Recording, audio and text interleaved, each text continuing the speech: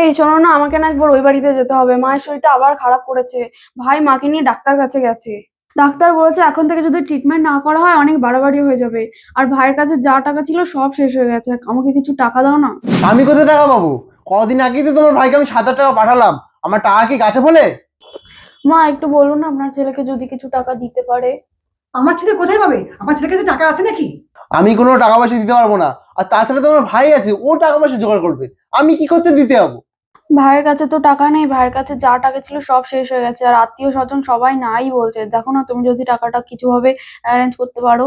দেখো, আমার কাছে এখন 1 টাকাও নেই। ফালতু ফালতু টাকা চেয়ে মুখ নষ্ট করো না। তোমার মা যদি ট্রিটমেন্ট করতে না পারো, বাড়িতে ফেলে রেখে দাও। তাও আমার কাছে এখন টাকা চাইবে না।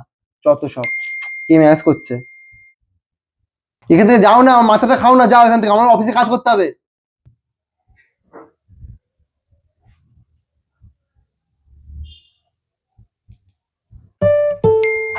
কিন্তু কি গো। আরে যাও তো যাও, বিরক্ত করো না।